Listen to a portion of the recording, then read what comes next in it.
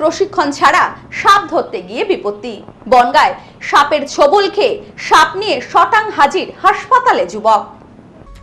নেই সাপ ধরার প্রশিক্ষণ, সাহসের ওপর ভর করে সাপ ধরতে গিয়ে বিপত্তি।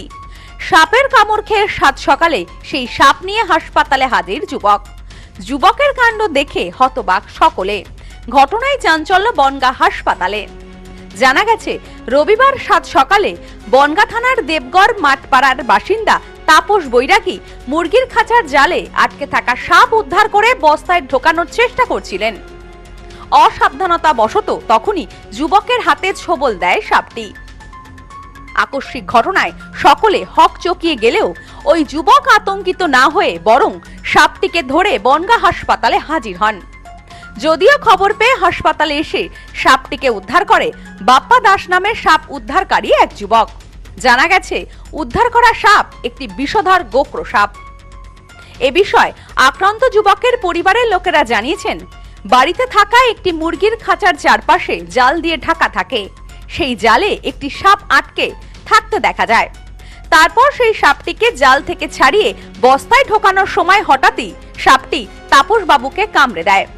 এরপর সাপটি কি সাপ কেউ বুঝে উঠতে না পারায় ওই যুবক সাপটিকে নিয়ে হাসপাতালে হাজির হন। চিকিৎসকরা জানিয়েছেন, সাপে কাটা যুবক সময় মতো হাসপাতালে হাজির হওয়ায় এ যাত্রায় তিনি প্রাণে রক্ষা পান।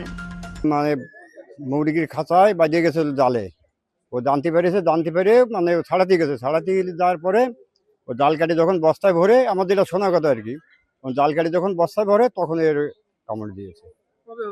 এই বেলা 8টা এরকম, 8টা নাগাদ আজকে সকাল।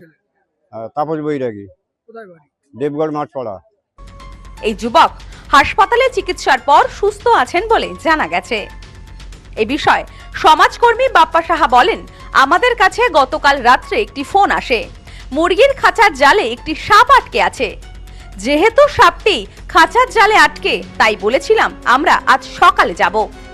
সকালে উদ্ধার করতে যাওয়ার আগে আমরা ফোন করে শুনি কেউ একজন উদ্ধার করে নিয়ে গেছে।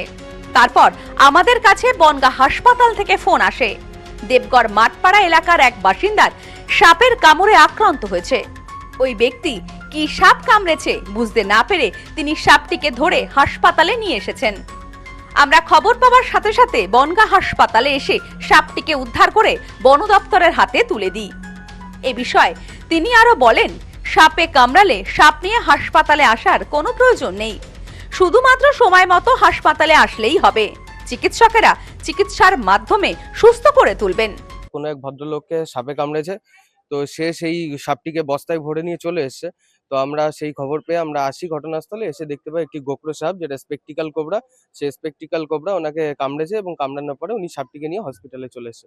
তো আমরা আসার পরে সাপটিকে উদ্ধার করেছি, ওকে নিরাপদে বন দপ্তরের হাতে তুলে দেবো যাতে ও সুস্থ পরিবেশে ফিরিয়ে যেতে পারে। গরম বাড়ছে, তো গরম বাড়লে সাপের উপদ্রব বাড়বে। আস্তে আস্তে আমরা বন জঙ্গল কেটে পরিষ্কার করছি এবং এই মুহূর্তে কিছু ক্ষেত্রে দেখা যাচ্ছে যে লোককে সাপ কামড়ানোর পরে তারা সাপ ধরে নিয়ে হসপিটালে আসছে। তাদের উদ্দেশ্যে একটাই বক্তব্য বলবো যে কাউকে সাপ আনার প্রয়োজন নেই, আপনি সাপে কামড়ানোর সাথে সাথে হসপিটালে আসুন, ডাক্তারবাবু আপনার চিকিৎসার মাধ্যমে আপনাকে সুস্থ করে তুলবে। সাপ আনলে সেই পরিস্থিতি আরো অন্যরকম ভাবে হতে পারে, সুতরাং সাপ আনার কোনো প্রয়োজন নেই, ডাক্তারবাবু আপনার চিকিৎসা করবে।